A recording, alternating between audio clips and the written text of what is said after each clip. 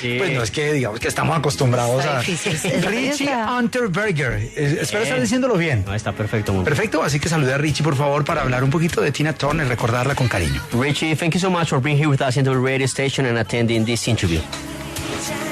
Thank you for thinking of me. Bueno, ha sido años dedicados a la música y sobre todo que él se ha especializado en la música rock. Para la gran mayoría de personas, Tina Turner hacía pop. Pero para otros que entendemos mucho más y vamos más allá, yo creo que Tina Turner tenía mucho rock por delante. Esa voz rasgada, esa voz fuerte y esa... digamos que... interpretación también, ¿no? Interpretación, su puesta en escena. Sí, de acuerdo. Total. Sí. ¿Qué significó, o para Richie, esta trayectoria musical de Tina Turner? ¿Cómo la puede describir él? Richie, for most people, Tina did pop, you know, but from people like us that maybe know a little more about music, she did a lot of rock as well. She had that raspy voice, you know, strong voice, such an amazing interpretation on scene. So what would you say that she meant for music, for the industry, for you, of course, this career, and how would you describe her?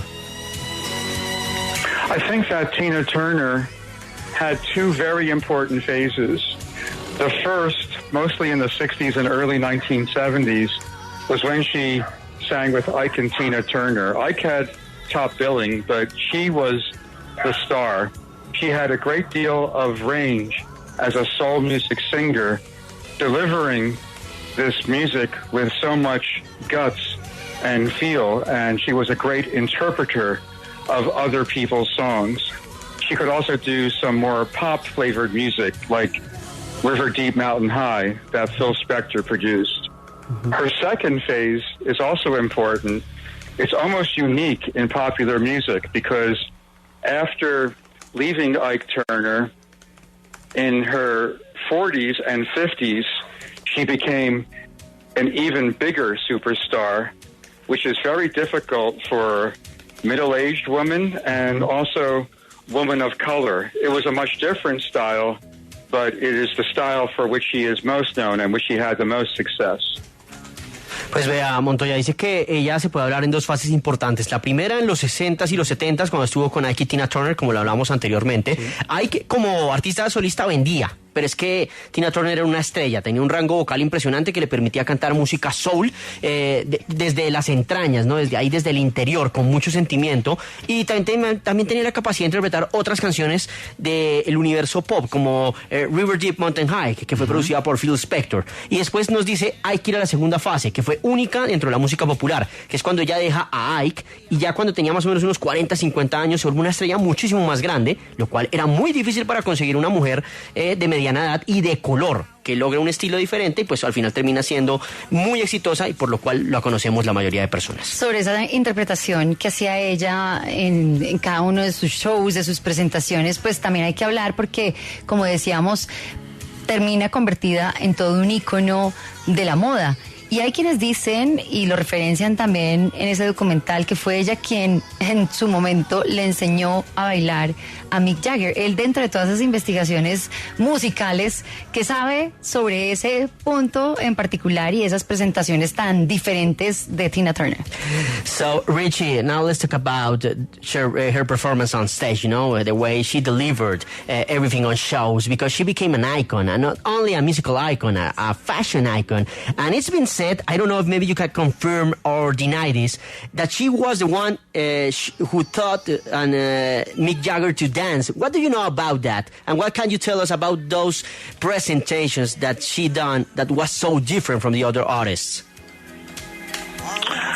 Tina Turner had a very sensual stage presence, and in the earlier days, it was what we would say maybe in the States, almost like raunchy and very direct. And in her more successful later phase, when she had hits like What's Love Got to Do With It, she was just so athletic on stage. The stereotype of a woman of that age is that they're kind of stand still and just let the voice do the work. But she was moving around the stage with as much energy and projecting as much charisma as anybody half of her age. As far as her influence on Mick Jagger, I have heard quotes from interviews where that is claimed, that Mick Jagger learned to dance from Tina Turner. I think Mick Turner learned his stage moves from a number of entertainers, principally African-American ones. Certainly James Brown was a big influence on Mick Jagger's stage moves. But because the Rolling Stones toured with Ike and Tina Turner in Britain in 1966, and then they had the Turners open for them on their 1969 American tour, it does seem likely to me that Mick was influenced and certainly admired Tina Turner's great stage presence. And you can see that, by the way, in the Gimme Shelter film, when she is filmed just doing one song, almost caressing the microphone. That kind of sensuality Mick Jagger could project in a different way, which was influenced by Tina Turner and other soul singers. Pues vea, Rosario, nos dice en este caso que pues Tina Turner tenía una presencia muy sensual en escena, ¿no?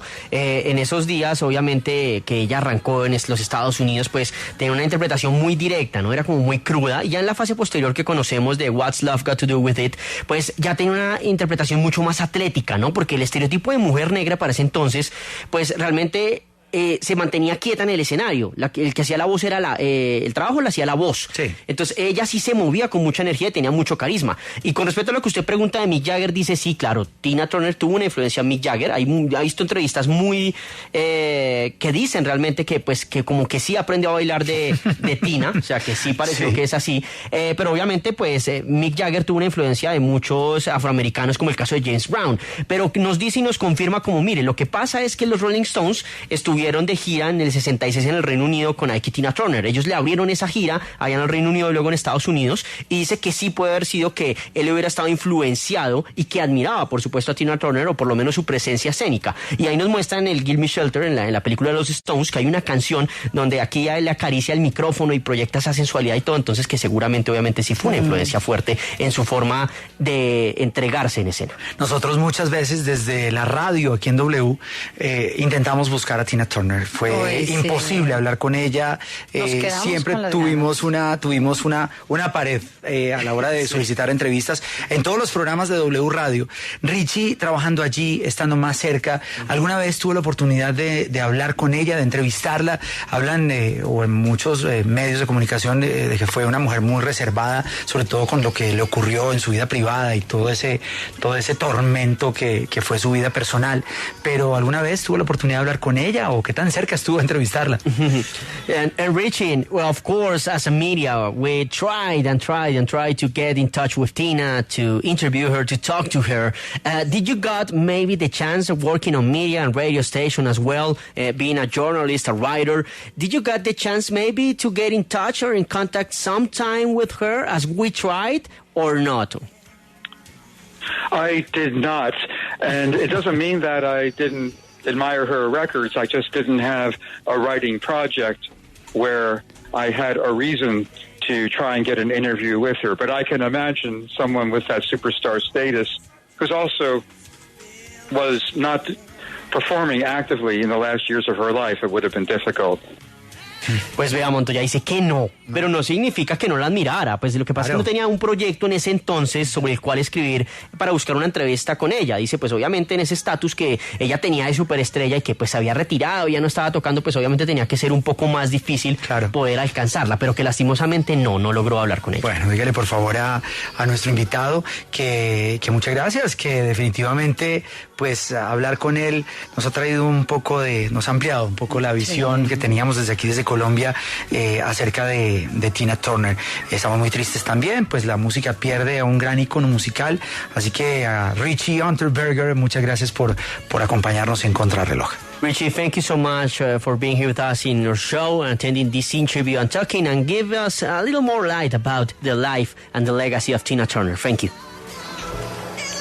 I think the most important thing about her career is that she was a great singer, and I know that it had been difficult for her to remember the years when she worked with Ike because of the difficult relationship she had with her, but it shouldn't be overlooked that the music that they made together was, at its best, really good. A great kind of fusion of what is called soul music and rock music. For instance, they did really good versions that were very popular of the Rolling Stones' Honky Tonk Woman, and also Creedence Clearwater Revival's Proud Mary. And I also do think that the successful resurrection that she had in that comeback, it is so rare among celebrities, not just in music, but anywhere, when someone is like at a standstill in their career and seems to be too old to rev it up again. Bonnie Raitt did that too, but Tina Turner serves as a great example of how, even though our entertainment industry is geared toward very young people, it is not impossible to do good work, and sometimes your most popular work, in your 40s, 50s, and even after that. And I'm glad that she was able to experience that in her lifetime after having had some really hard times with her marriage to Ike Turner. That's true. Richie, thank you so much. I really appreciate it. Thank you so much for those words. Okay, thank you. Bye bye. Pues ve, aquí nos dice de cierre. Para él lo más importante fue una mujer con una gran carrera, una gran cantante, que obviamente, como bien lo decía Rosario, es difícil para ella recordar esos años, o por lo menos lo fue, ese trabajo con Ike, una relación difícil, pero que no debe verse solo por ese lado, que la música de ambos fue muy buena, una gran fusión de soul y rock and roll, con buenas versiones de los Rolling Stones, de Honky Tonk Woman, inclusive con Creedence Clearwater Revival, de Proud Mary. Dice que ella tuvo una resurrección exitosa, muy rara en las celebridades, no solo en la música, sino en otros ámbitos del arte, y que pues al final fue muy buena, como el caso de Bonnie Raitt, pero que ella termina siendo ese gran ejemplo que, a pesar de que la industria le puede dar muy fuerte a esos artistas jóvenes, no es imposible hacer un buen trabajo a los 40, 50 y 60 años, y que le alegra que ella haya podido experimentar eso a pesar de esos tiempos difíciles de su matrimonio con Ike Turner.